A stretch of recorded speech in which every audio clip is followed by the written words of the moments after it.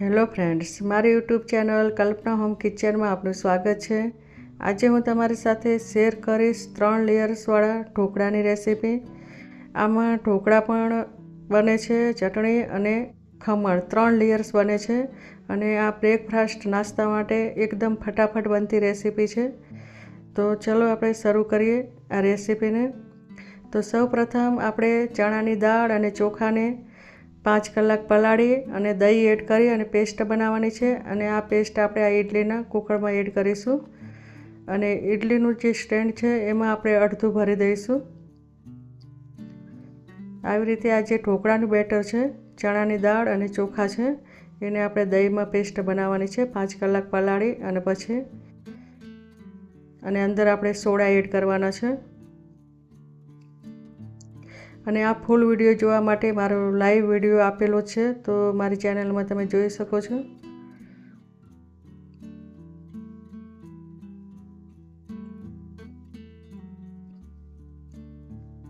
આવી રીતે આપણે આ જે ઇડલીના સ્ટેન્ડમાં અડધું ભરવાનું છે ઢોકળાના બેટરથી।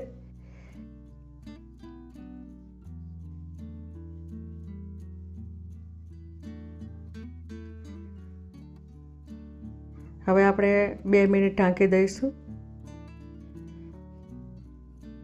2 મિનિટ પછી આપણે આના અંદર ચટણી એડ કરીશું। આ ચટણી મેં લીલા ધાણા, લીલા મરચાં, લસણ, આદું અને આ ઢોકળાનું બેટર થોડું એડ કરેલું છે, એને આપણે વચ્ચે જ એડ કરીશું।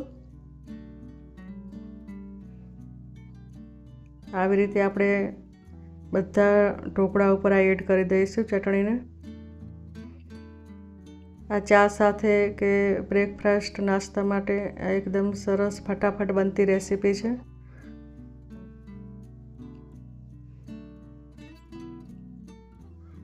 આવી રીતે આપણે વચ્ચે જ ભરવાનું છે આ ચટણીને અને આના અંદર આપણે ઢોકળાનું બેટર થોડું એડ કરવાનું।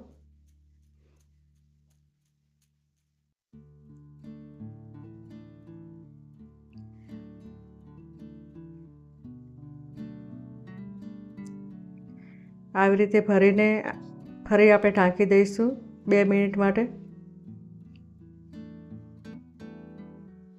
હવે આપણે આ જે ચટણીવાળું છે એ પણ થોડું ચડી ગયું છે, તો હવે આપણે જે આ ખમણનું બનાવવાનું છે આમાં બેસન, લીંબુના ફૂલ, સોડા અને મીઠું એડ કરીને આપણે ખમણનું બેટર બનાવવાનું છે અને એ આપણે આના ઉપર એડ કરીશું।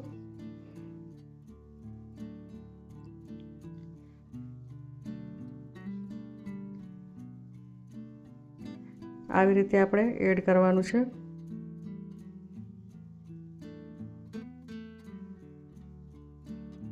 આ એકદમ સરસ ખમણ ઢોકળા બને છે અને ચટણીનું લેયર્સ પણ વચ્ચે આવી જાય છે, એટલે આપણે ટામેટાના સોસ સાથે પણ એકદમ સરસ લાગે છે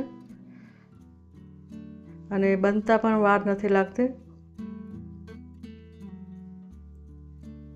આવી રીતે આપણે એડ કરી લેવાનું છે। આ ખમણનું જે બેટર છે એ પણ આવી રીતે એડ કરવાનું છે।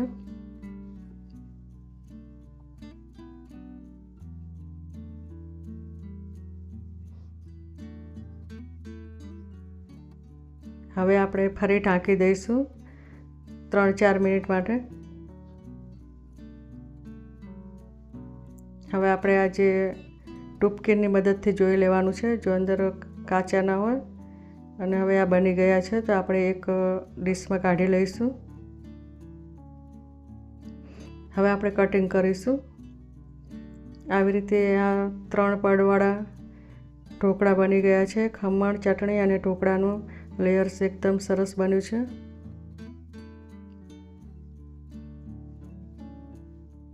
અને હવે આપણે જે ખમણ ઉપર વઘાર આપણે બનાવીએ છીએ એ વઘાર આપણે એડ કરવાનો છે અને આ જે ઢોકળા છે એ મેં ઢોકળા અને ચટણી મિક્સ કરીને બનાવેલા છે। જો તમારે ફૂલ વિડીયો જોવો હોય તો મારી લાઈવ વિડીયો છે તો તમે જરૂરથી જોજો, મારી ચેનલમાં જ છે અને મેં ઘણા બધા લાઈવ વિડીયો જાતની રેસીપી મૂકેલી છે, તો તમે જરૂરથી જોજો અને નવા હોય તો સબસ્ક્રાઈબ જરૂરથી કરજો અને શેર કરવાનું ભૂલતા નહીં। હવે મળીશું આપણે બીજી રેસીપીમાં, ત્યાં સુધી બાય।